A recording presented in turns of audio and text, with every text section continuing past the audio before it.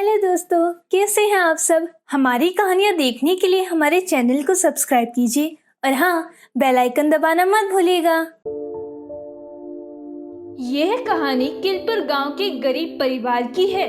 इस गरीब परिवार में संतोष नाम के एक व्यक्ति अपनी धर्म पत्नी कविता और पुत्र राजेश के साथ रहते थे। संतोष और कविता की एक ही संतान थी, राजेश की उम्र 8 वर्ष थी। एक दुर्घटना के चलते संतोष की मृत्यु हो जाती है, जिसके कारण कविता को अपना और अपने पुत्र राजेश का पालन पोषण करने में बहुत समस्या होती थी। मुझे अपने पुत्र का ध्यान रखना होगा, इसकी परवरिश करनी होगी, इसे कभी किसी चीज की कमी नहीं होने पाए, इस बात का ध्यान रखना होगा। कविता ये सब अपने मन में सोच रही थी। कविता सारा दिन कुछ न कुछ कार्य करती रहती थी। राजेश छोटा था, इसीलिए कविता जहाँ कहीं भी कार्य करने जाती, राजेश को अपने संग साथ लेके जाती थी।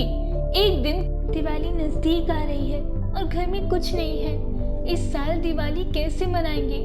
क्यों ना जंगल जाकर कुछ लकड़ियां काटकर और फिर उसको बाजार में बेचकर कुछ पैसे इकट्ठा करके दीपावली का सामान खरीद लूं। कविता अपने पुत्र राजेश के साथ जंगल में लकड़ियां काटने गई। माँ, हम जंगल में क्यों आए हैं? राजेश बेटा, हम यहाँ लकड़ियाँ काटने आए हैं। इन लकड़ियों को बेचकर हमें थोड़े रुपये मिल जाएंगे और उससे हम दीपावली का सामान खरीदेंगे और आपके लिए नए कपड़े भी तो खरीदने हैं। ये तो बड़ा अच्छा विचार है माँ आपका। चलिए, मैं आपकी मदद करता हूँ। राजेश और कविता साथ में मिलकर लकड़ियाँ काटते हैं। कहीं देर तक लकड़ियाँ काटने के बाद दोनों थक जाते हैं। माँ, मैं बहुत थक गया हूँ। मुझे बहुत भूख लग रही है और हमारा घर तो यहाँ से बहुत दूर है। मुझसे भूखे पेट इतनी दूर नहीं चला जाएगा। राजेश बेटा, चलो हम भोजन करते हैं। मैं कुछ रोटियां साथ लाई हूँ, वही हम खाएंगे। राजेश और कविता एक विशाल पेड़ के पास जाते हैं। वहाँ एक बुजुर्ग व्यक्ति जमीन पर बैठकर रो रहा था। अरे माँ, ये बाबा कौन है और ये इतना रो क्यों रहे हैं? लगता है इन्हें कोई समस्या है, तभी ये इतने घने जंगल में अकेले बैठकर रो रहे हैं। बाबा, आप इतने घने जंगल में अकेले कैसे आ गए? बेटा, मुझे बहुत भूख लगी है। ये लो बाबा, ये रोटियां खा लो। बुजुर्ग व्यक्ति एक ही साथ सारी रोटियां खा लेता है। राजेश और कविता ये देखकर हैरान रह जाते हैं। मुझे और भूख लगी है। कविता अपने हिस्से की रोटियां भी बुजुर्ग को दे देती है। वो बुजुर्ग व्यक्ति उन रोटियों को भी एक ही साथ खा लेता है। मुझे और भूख लगी है। हमें क्षमा करना बाबा, हमारे पास अब और रोटियां नहीं बची। अब मेरे साथ मेरे घर चलो ना। कविता उन बुजुर्ग व्यक्ति को अपने साथ अपने घर ले जाती है। घर पहुंचने के बाद, सुनो बेटा, मुझे जितनी रोटी चाहिए उतनी रोटी तुम्हें मुझे देना होगा। अगर मुझे रोटी नहीं मिली तो मुझे गुस्सा आ जाएगा। सोच लो तुम लोग। बाबा, अगर मैं आपकी सहायता करूंगी तो मुझे बहुत ही खुशी होगी। तभी वो बुजुर्ग व्यक्ति एक राक्षस का रूप धारण कर लेता है। ये देखकर कविता और राजेश डर जाते हैं। अब मैं तुम्हें जितनी रोटियां खिलाने को कहूंगी, तुम्हें उतनी रोटियां बनाकर मुझे खिलानी होगी। जरूर खिलाऊंगी मैं तुम्हें रोटियां। तुमने एक बुजुर्ग व्यक्ति के रूप में मुझसे मदद की पुकार की थी। अब तुम चाहे जो हो, पर मेरा ये कर्तव्य बनता है कि मैं तुम्हारी सहायता करूं। ये कहकर कविता घर के अंदर जाकर रोटियां बनाना शुरू करती है। माँ, ये सब क्या हो रहा है? हम क्यों इस राक्षस की मदद कर रहे हैं? बेटा राजेश, जीवन में कभी भी किसी की मदद करना चाहिए, फिर चाहे वो कोई भी हो। कविता खूब सारी रोटियां बनाकर उस राक्षस के पास जाती है। राक्षस एक ही साथ वो सारी रोटियां निगल जाता है। मुझे और रोटियां चाहिए। कई सारी रोटियां बनाकर कविता फिर उस चुड़ैल को रोटियां दे देती है। चुड़ैल फिर से एक साथ सारी रोटियां निगल जाती है। मैं कल फिर आऊंगी रोटियां खाने। ये कहकर राक्षस गायब हो जाता है। माँ, ये कौन है और हमें इस तरह से क्यों परेशान कर रहे हैं? बेटा राजेश, ये तो मुझे भी नहीं पता कि ये कौन है, पर अगर हमने उसकी मदद नहीं की तो हमारे अच्छे होने का क्या मतलब? पर माँ, वो तो एक राक्षस है। बेटा, वो जो कोई भी हो, उसने हमसे खाने की मदद मांगी है और हमें उसकी मदद करनी चाहिए। राजेश और कविता डरते हुए सो जाते हैं। अगले दिन फिर से वही राक्षस कविता के घर आती है और कविता से रोटी मांगकर खाती है।